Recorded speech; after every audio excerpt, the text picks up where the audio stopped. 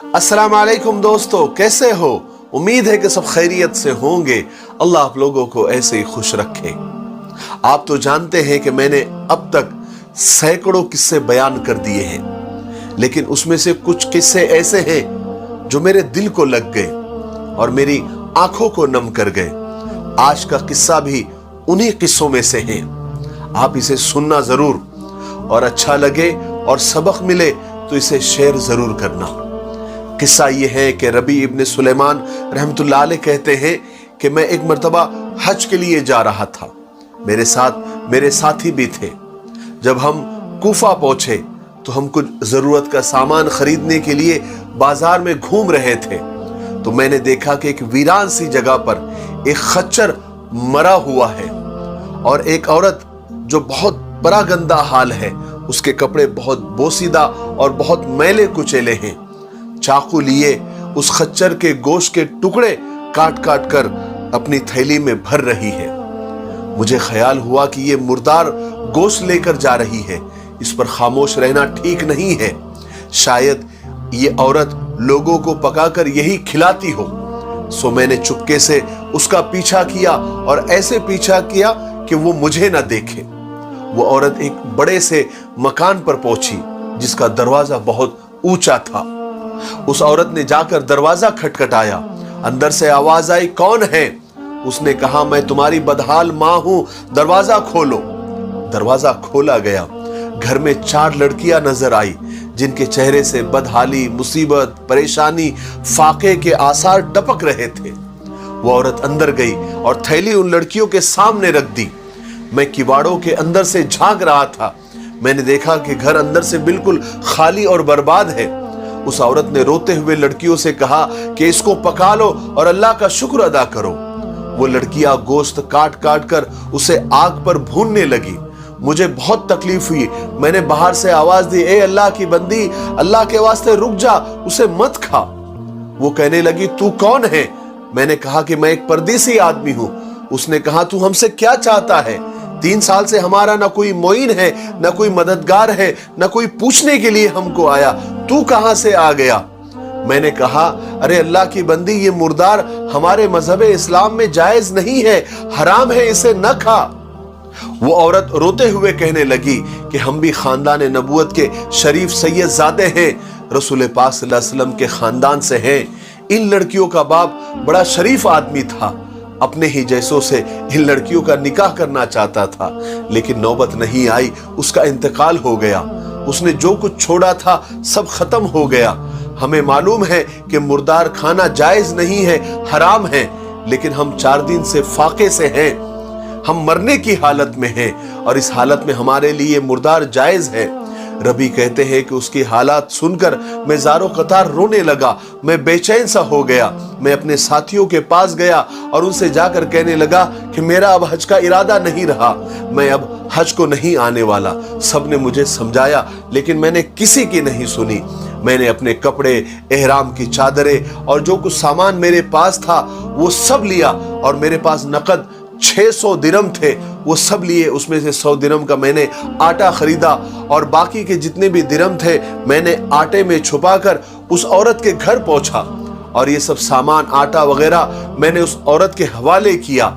उस औरत ने मेरा बहुत बहुत ज्यादा शुक्रिया अदा किया और कहने लगी कि ए इब्ने सुलेमान, अल्लाह तेरे अगले पिछले सारे गुनाह माफ करे, तुझे हज का सवाब अता करे और अपनी जन्नत में तुझे जगह अता करे, और इस सब खैर के काम का और इस मदद का तुझे ऐसा बदला अता करे कि जो तुझ पर दुनिया में ही जाहिर हो जाए। रबी कहते हैं कि हज का काफिला रवाना हो गया।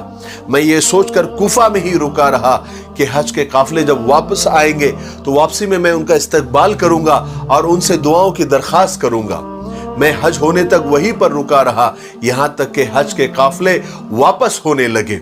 जब एक हज का काफिला मेरे सामने से गुजरा तो मुझे अपने हज के महरूम हो जाने से मुझे बहुत अफसोस हुआ। मैं आप दीदा हो गया और रंज से और गम से मेरे आंखों से आंसू जारी हो गए। जब मैं एक काफिले से मिला तो मैंने उनसे कहा कि अल्लाह ताला तुम्हारा हज कबूल करे और तुमने जो हज पर खर्च किया है, जो अखराजात है, उनका बदला तुम्हें अता करे। तो उनमें से एक शख्स ने कहा, ये कैसी दुआ है और ये कौन दुआ दे रहा है? मैंने कहा कि ये उस महरूम बंदे की दुआ है जो अल्लाह के दर के करीब तक आया लेकिन अल्लाह के दर की जियारत से महरूम रहा। तो उनमें से एक आदमी कहने लगा, ताज्जुब की बात है, तुम ऐसी बातें कर रहे हो, क्या तुम हमारे साथ हज पर नहीं थे? क्या तुम मेरे साथ मैदान अरफात में नहीं थे? मैंने तुमको देखा है, तुम मैदान अरफात में मेरे साथ थे। क्या तुमने मेरे साथ शैतान को कंकरियां नहीं मारी? क्या हम दोनों ने साथ में तवाफ नहीं किया? मैं अपने दिल में सोचने लगा, या अल्लाह, ये क्या लुत्फ है, ये कैसी बातें कर रहा है। अभी फरमाते कि मैं ये सोच ही रहा था कि ये क्या हो रहा है, इतने में मेरे ही शहर का मेरा ही काफिला मुझे वापस होता हुआ नजर आया। मैं दौड़ के उनके पास गया और उनके गले लग के रोने लगा और उनको दुआएं देने लगा कि अल्लाह तबारक व तआला तुम्हारे हज को कबूल करे, तुम्हारे सफर को कबूल करे। तो वो भी वही कहने लगे, कहा कि तुम क्यों दुआ दे रहे हो, तुम तो हमारे साथ ही थे ना। मैंने कहा, मैं कहां साथ था, मैं तो यहीं पर महरूम रहा, मैं तो इतने करीब आकर भी हज न कर सका, अल्लाह तबारक व तआला के घर की जियारत न कर सका और रोज़े पाक का दीदार नहीं कर सका। तो कहने लगे, कमाल है, तुम ऐसी बातें कर रहे हो, क्या तुम हमारे साथ अरफात में नहीं थे? क्या तुम हमारे साथ मिना में नहीं थे? क्या मुजदलिफा में हमने कंकर नहीं चुनी थी? क्या हमने शैतान को कंकरी साथ में नहीं मारी थी? मैंने कहा, नहीं भाई, मैं नहीं था। तो उनमें से एक आदमी आगे बढ़कर कहने लगा कि अब्दुल्ला इब्न रबी, तुम ही कैसे इनकार कर सकते हो? क्या तुम मेरे साथ मक्का में नहीं थे?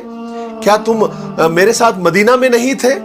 याद है जब हम कब्र अथर की यानी रोज़े पाक की जियारत करके बाब जिब्रील से बाहर आ रहे थे और वहां पर बहुत भीड़ थी और भीड़ होने की वजह से तुमने ये थैली मेरे हाथ में मेरे पास अमानत रखी थी, जिस पर देखो ये मोहर भी लगी हुई है, उस पर लिखा हुआ है कि जो हमसे मामला करता है वो नफा कमाता है। ये लो तुम्हारी अमानत, ये तुम्हारी थैली। मैं अब्दुल्ला इब्न रबी फरमाते हैं, मैंने वो थैली हाथ में ली, अल्लाह की कसम मैंने वो थैली इससे पहले कभी देखी ही नहीं थी। वो थैली लेकर मैं घर वापस आया, इशा की नमाज पढ़ी, अपना वजीफा पूरा किया और मैं यही सोचता रहा कि अल्लाह, ये मेरे साथ क्या हो रहा है, आखिर ये किस्सा क्या है, आखिर ये माजरा क्या है, लोग इस तरह की बातें क्यों कर रहे हैं कि मैं तो यहीं पर रुका रहा, मैंने हज भी नहीं किया, लेकिन मुझे चश्मदीद गवाह मिल रहे हैं और मुझसे कह रहे कि मैं उनके साथ हज को था। अब्दुल्ला इब्न रबी कहते हैं कि इसी कश्मकश में मेरी आंख लग गई। ख्वाब में मैंने हुजूर पाक सल्लल्लाहु अलैहि वसल्लम की जियारत की। हुजूर पाक सल्लल्लाहु अलैहि वसल्लम मुझसे मिले तो तबस्सुम फरमा रहे थे, मुस्कुरा रहे थे और इरशाद फरमा रहे थे कि ए रबी, आखिर हम तुम पर कितने गवाह कायम करें कि तुमने हज किया है, तुम मानते क्यों नहीं? तुम इस बात को मान लो कि तुमने हज किया है।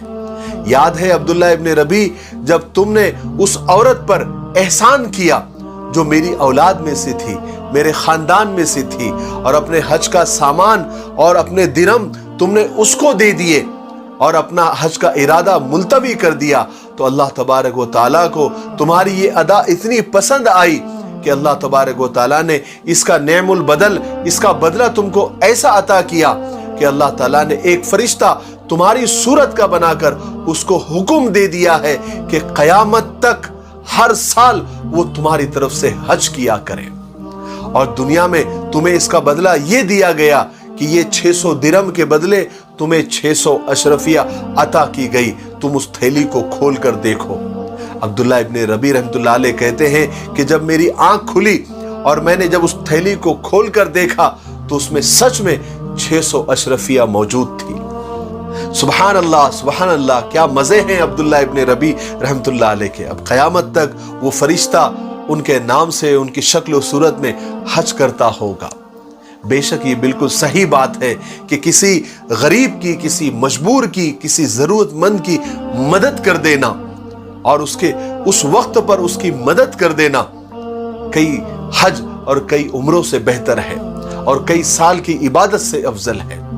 हमने देखा है कि कई लोग जो हर साल हज और उम्रे करते हैं, इसमें कोई गलत बात नहीं है, अल्लाह ने दिया है आप कीजिए, लेकिन उसके साथ साथ आप अपने खानदान के गरीबों पर भी तवज्जो डालिए, आप अपने आसपास के लोगों पर भी तवज्जो डालिए, आप अपने पड़ोसियों पर ध्यान दीजिए, آپ बेशक अल्लाह ने आपको दिया है, आप हर साल उम्रा कीजिए, हर साल हज कीजिए, लेकिन आपका ये भी फर्ज बनता है कि आपके खानदान में कोई गरीब तो नहीं है, कोई मजबूर तो नहीं है, कोई कहीं मुर्दार तो नहीं खा रहा है, कहीं किसी के घर में फाका तो नहीं है।